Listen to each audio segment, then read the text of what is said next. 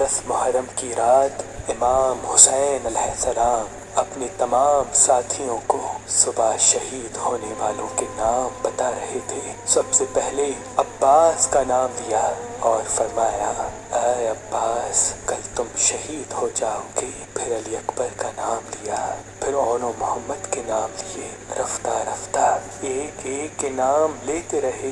شہزادہ قاسم منتظر تھے کہ میرے چچا حسین میرا بھی نام لیں گے۔ بالآخر آپ اٹھ کے فرماتے ہیں، اے میرے چچا حسین، کیا کل شہید ہونے والوں میں میرا نام نہیں؟ امام حسین علیہ السلام نے مسکرا کے فرمایا، اے قاسم، موت تمہارے لیے کیا اہمیت رکھتی ہے؟ شہزادہ قاسم نے فرمایا، اے چاچا جان، اگر آپ کے قدموں پہ قربان ہونے کا نام موت ہے تو میرے نزدیک شہد سے بھی زیادہ میٹھی ہے۔ امام حسین نے شہزادہ قاسم کے سر کو چوما اور فرمایا، کل شہید ہونے والوں میں تمہارا نام بھی ہے اور علی اصغر کا نام بھی ہے۔ شہزادہ قاسم تڑپ اٹھے اور فرمانے لگے، اے میرے چچا، کیا یہ ظالم خیام کے اندر آ جائیں گے؟ امام حسین اپنی آنکھیں نم کر کے فرماتے ہیں، اے قاسم، میں خود فوج اشقیا کے پاس اصغر کو پانی پلانے کے لیے لے کے جاؤں گا اور وہاں یہ ظالم تیر مار کے شہید کریں گے۔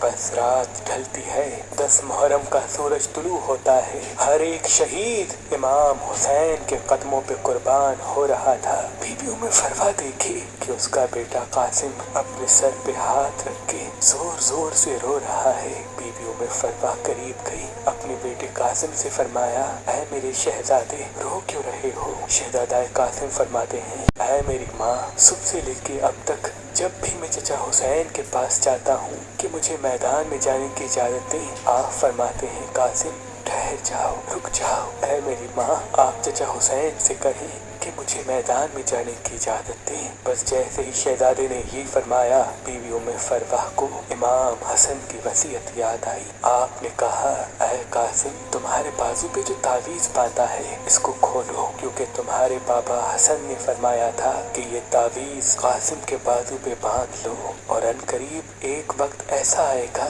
جب میرا بھائی حسین غریب ہو جائے گا، تب یہ تعویذ کھول کے میرے بھائی کو دینا اور یہ کہنا کہ میری طرف سے قاسم کی قربانی قبول کرے۔ بس جیسے ہی شہزادہ قاسم نے تعویذ کھولا، اس میں امام حسن کی وصیت تھی، اس کو پڑھا اور دوڑتے ہوئے اپنے چچا حسین کے پاس آیا اور فرمایا، اے میرے چچا حسین، میرے بابا نے آپ کے لیے کچھ لکھا ہے۔ امام حسین نے اپنے بھائی کے تعویذ کو آنکھوں پہ رکھا، چوما اور پڑھا۔ اس میں تحریر تھا، اے میرے بھائی حسین، میں نے بچپن میں سنا تھا کہ ہماری ماں وقت آخر ہمارے بابا علی سے فرما رہی تھی کہ میں نے اللہ کے رسول سے سنا کہ ہمارا بچہ حسین 3 دن کا بھوکا پیاسا کر کے کربلا کے میدان میں شہید کیا جائے گا۔ اس وقت نہ اللہ کے رسول ہوں گے، نہ میں فاطمہ، نہ علی تم، نہ حسن ہوگا۔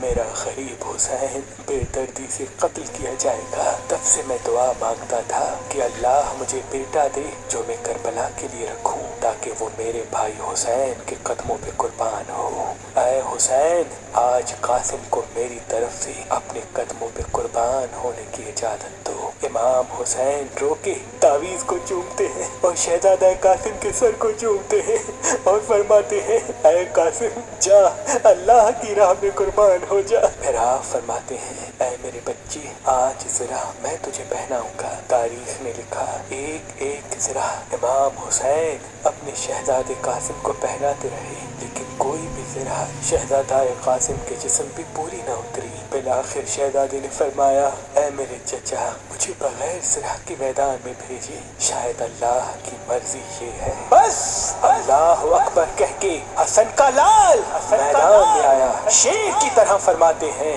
اے فوج اشقیا، میں علی کا پوتا ہوں، عباس کا بھتیجا، حسن کا بیٹا، اگر کوئی ہے تو میرے مد مقابلہ ہے۔ عمر بن سعد، شمر اور دوسرے بہادر زور زور سے ہنسنے لگے کہ یہ 13 سالہ بچہ ہمیں للکار رہا ہے۔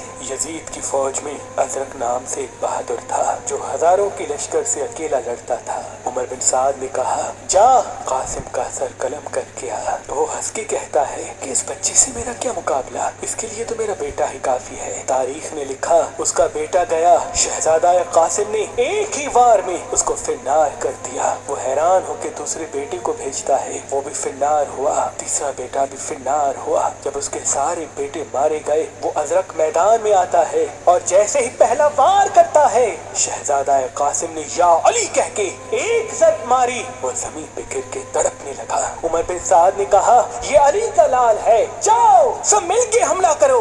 बस एक 13 साल का बच्चा और हजारों की फौज ने मिलके हमला किया।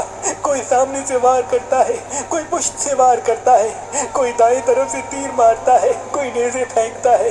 बस एक गुर्ज शहजादे के सर पे लगा। शहजादा घोड़े की बीच से जमीन पे आया और आवाज दी, चचा हुसैन मेरी मदद फरमाए। इमाम हुसैन जैसे ही मैदान में आते हैं, मशरिक के घोड़े मगरिब की तरफ, मगरिब के घोड़े मशरिक की तरफ दौड़ते हैं। तारीख ने लिखा, आपका जिस्म मुबारक घोड़ों के पैरों में पामाल होने लगा, आपका सीना पुश एक साथ हो गए, आपकी पसलियां टूटने लगी। इमाम हुसैन बस जैसे ही मैदान में पहुंचते हैं, कासिम की लाश को ढूंढा, न पाया। बस देखा कहीं कासिम का हाथ है तो कहीं कासिम के बाजू, कहीं कासिम के पैर है तो कहीं कासिम का सर। अपनी अबा में अपने भाई हसन की निशानी को चुनते हैं, बस जैसे एक बागबान फूल चुनता है, ऐसे इमाम हुसैन ने शहजादा कासिम की लाश को करबला की जमीन से चुना, गठरी बांधी और खैमों की तरफ बढ़ने लगे। और वहाँ बीबी उम्मे फरवा खैमे में मुंतजिर थी कि अनकरीब मेरे बेटे की लाश खैमे में आएगी। जैसे ही इमाम हुसैन आए, बीबी उम्मे फरवा ने पूछा, ऐ मेरे भाई, मेरे बच्चे की लाश कहाँ है? इमाम हुसैन ने गठरी को बीबी उम्मे फरवा के सामने रखा और खोला। बीबी सर को पीट के कहती है, ऐ मेरे गरीब कासिम, तूने अपनी माँ का हक अदा कर दिया, मुझे बीबी फातिमा के सामने सरखुरू कर दिया। बस उस लाश के टुकड़ों को बीबी हाथ लगाती है और शहजादा कासिम के जिस्म पे जो कुर्ता पहना था, उसको टुकड़ों से अलग करके अपने पास रखती है। इमाम हुसैन पूछते हैं, ऐ बीबी ये क्या कर रही हैं? बीबी उम्मे फरवा रो के कहती है, ऐ हुसैन, अब जब मैं मदीने जाऊंगी तो हसन की कब्र पे ये कुर्ता रखूंगी और कहूंगी कि ऐ मेरे आका हसन, आपके लाल कासिम ने किस तरह से आपकी वसीयत पे अमल किया है। सलाम हो शहजादा कासिम पर।